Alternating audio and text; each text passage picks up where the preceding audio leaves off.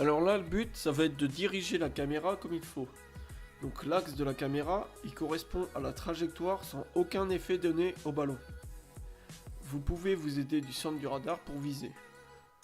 Donc en prenant compte que je vais lui donner un effet vers la gauche pour raser le poteau. Donc sur cet exemple, je décale un peu la caméra vers la gauche. Avec l'effet que je vais lui donner par la suite, le ballon va se rapprocher du poteau et on peut espérer mettre le ballon hors de portée du gardien. Pour la puissance, et à cette distance, on va viser les 70% de la jauge. Pour une distance plus proche, on va plus chercher les 60 à 65% de la jauge. Pendant la course d'élan, il faut donc orienter le stick gauche de la bonne manière. Ici, je veux que mon ballon s'enroule vers la gauche du gardien. J'oriente donc celui-ci à gauche et également à 45 degrés vers le bas. Il faut savoir que plus le stick est en bas, plus la frappe sera en finesse. Et plus il est en haut, plus la frappe sera sèche et flottante.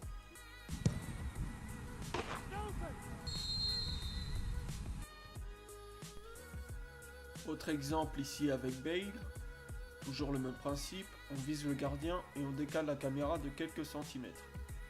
On remplit la jauge de 70% et lors de sa course d'élan, on va orienter le stick gauche en bas à droite pour passer au-dessus du mur.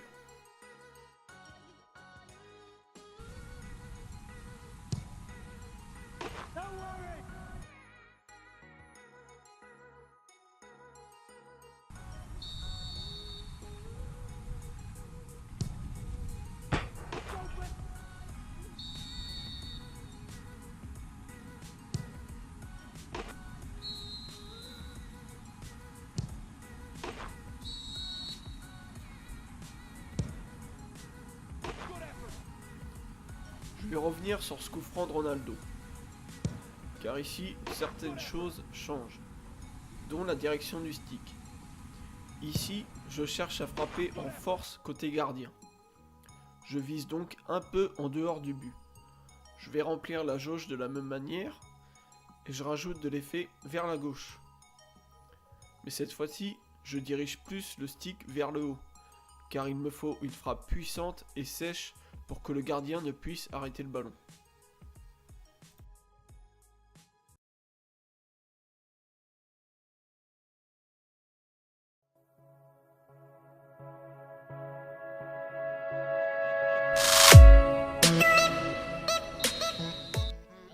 Alors pour appeler un second joueur, il suffit dans le premier cas d'appuyer simultanément sur la touche L1 plus la touche directionnelle du haut.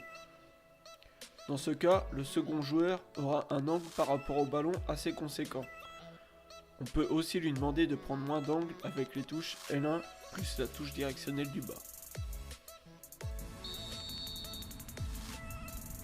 Donc là, j'ai pris un tireur gaucher volontairement pour que l'angle du but soit ouvert lorsque le ballon sera décalé. A savoir que le passeur décalera toujours le ballon sur le bon pied du tireur. Il suffit ensuite de faire une frappe normale comme en match. Pour décaler le ballon, j'utilise la touche L1 plus L2 plus croix.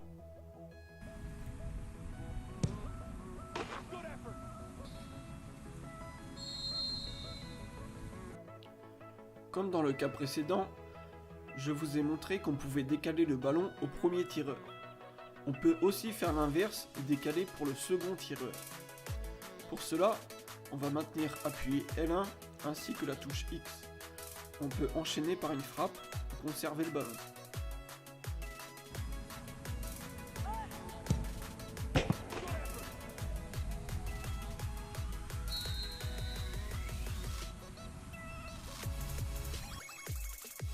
L'avantage d'utiliser un second tireur est que lorsque celui-ci n'a pas le même pied que le tireur principal, il est plus facile de tirer côté gardien, car le gardien se place en fonction de Ronaldo sur ce coup franc, qui lui est droitier.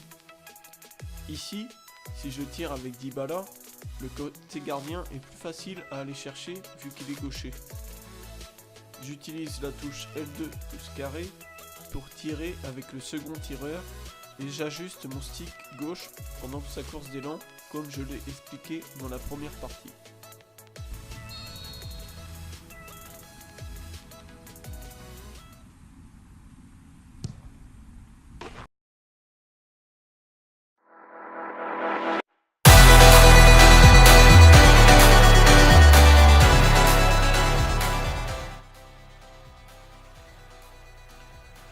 On va maintenant voir comment choisir son type de frappe en fonction du tireur.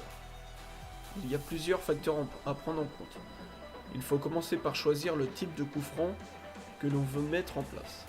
Pour choisir cela, il faut choisir en fonction des joueurs que l'on a à disposition. Pour les coups francs directs, on va se concentrer sur ces 4 critères-ci. Donc, la capacité du joueur en mode coup de pied arrêté. Donc plus la valeur du joueur est élevée, plus il sera précis sur coup franc. La capacité du joueur en effet. Donc plus la valeur est élevée, plus le joueur mettra de l'effet dans son ballon. Donc il faudra prendre ce critère en compte lorsqu'on va tirer le coup franc. Donc, car la courbe sera énormément prononcée pour un joueur qui aura une forte note en effet. La course d'élan du tireur. Donc elle permet de choisir le type de frappe. Si un joueur prend beaucoup d'angles par rapport au ballon, on préférera une frappe en finesse, comme par exemple Neymar ou Griezmann. Ou si il prend peu d'angles par rapport au ballon, comme par exemple Bonucci ou Ronaldo, on préférera une frappe en force. Et la capacité du joueur en frappe coup du pied. Donc ça accentue la puissance de frappe du tireur.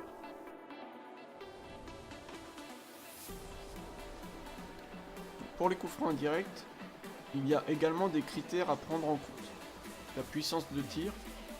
Cette note est importante pour mettre en danger le gardien de loin lorsqu'on décale le tireur. La capacité spéciale tir lointain. Elle est utile notamment lorsqu'on tire de loin avec le bouton R2 plus carré. Coutinho est un expert en la matière. La capacité tir en première intention. Cela va améliorer la qualité de la frappe lorsqu'on décale le tireur. Et enfin, la capacité effet extérieur. Donc si le tireur n'est pas très bien placé au moment de la frappe, il pourra rectifier sa frappe grâce à cette capacité spéciale.